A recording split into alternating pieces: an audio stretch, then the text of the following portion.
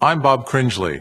16 years ago, when I was making my television series, Triumph of the Nerds, I interviewed Steve Jobs. That was in 1995. 10 years earlier, Steve had left Apple following a bruising struggle with John Sculley, the CEO he'd brought into the company. At the time of our interview, Steve was running Next, the niche computer company he founded after leaving Apple. Little did we know that within 18 months he would sell Next to Apple, and 6 months later, he'd be running the place. The way things work in television, we used only a part of that interview in the series, and for years we thought the interview was lost forever because the master tape went missing while being shipped from London to the U.S. in the 1990s. Then just a few days ago, series director Paul Sen found a VHS copy of that interview in his garage.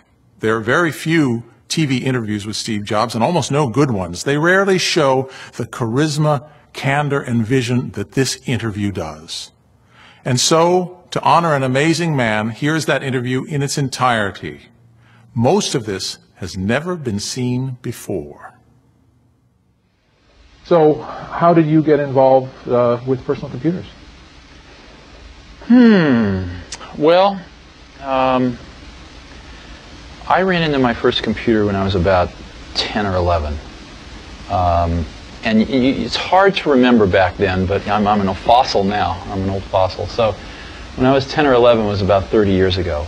And no one had ever seen a computer. To the extent that they'd seen them in movies, and there were these big boxes with whirring. For some reason, they fixated on the tape drives as being the icon of what the computer was, or flashing lights somehow. And so nobody had ever seen one. They're very mysterious, very powerful things that did something in the background. And so to see one and actually get to use one was a real privilege back then. And I got into NASA, Ames Research Center down here, and I got to use a time-sharing terminal. So I didn't actually see the computer, but I saw a time-sharing terminal. And in those days, again, it's hard to remember how primitive it was. There was no such thing as a computer with a graphics video display. It was literally a printer. It was a teletype printer with a keyboard on it. So you would keyboard these commands in, and then you would wait for a while, and then the thing would go and it would tell you something out.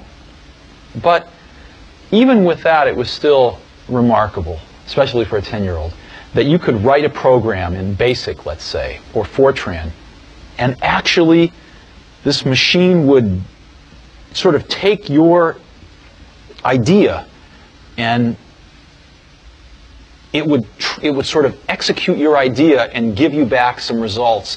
And if they were the results that you predicted, your program really worked. It was an incredibly thrilling experience. So I became very captivated by a computer. And a computer to me was still a little mysterious because it was at the other end of this wire, and I'd never really seen the actual computer itself. And then I got tours of computers after that and saw the insides. And then I was part of this group at Hewlett-Packard. When I was 12, I called up Bill Hewlett, who lived in Hewlett-Packard at the time. And again, this dates me, but there was no such thing as an unlisted telephone number then, so I could just look in the book and look his name up. And he answered the phone, and I said, "Hi, my name's Steve Jobs. You don't know me, but I'm 12 years old, and I'm building a frequency counter, and I'd like some spare parts." And so he talked to me for about 20 minutes. I'll never forget it as long as I live. And he gave me the parts, but he also gave me a job working at Hewlett-Packard that summer. And I was 12 years old. And that really made a remarkable influence on me. Hewlett-Packard was really the only company I'd ever seen in my life at that age. And it formed my view of what a company was and how well they treated their employees. You know, at that time, I mean, they didn't know about cholesterol back then, but at that time they used to bring a big cart full of donuts and coffee out at 10 o'clock every morning. Everybody would take a coffee and donut break, and just little things like that. It was clear that the company the company recognized that its true value was its employees. So anyway, things led to things with Hewlett-Packard, and I started going up to their Palo Alto research labs every Tuesday night with a small group of people to meet some of their researchers and stuff. And I saw the first desktop computer ever made, which was the Hewlett-Packard 9100. It was about as big as a suitcase, but it actually had a small cathode ray tube display in it and it was completely self-contained. There was no wire going off behind the curtain somewhere. And I fell in love with it.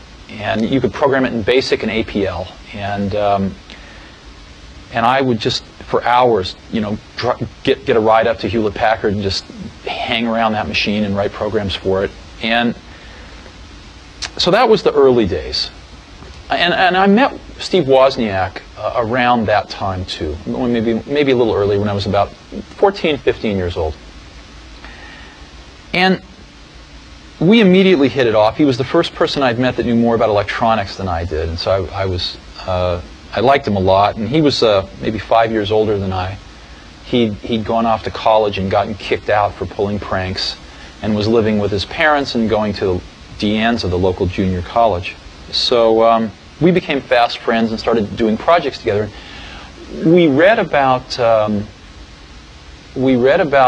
the story in Esquire magazine about this guy named Captain Crunch, who could supposedly make free telephone calls. You've heard about this, I'm sure. And we were captivated. How could anybody do this? And we thought it must be a hoax.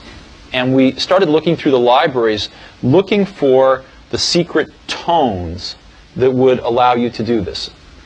And it turned out we were at Stanford Linear Accelerator Center one night, and way in the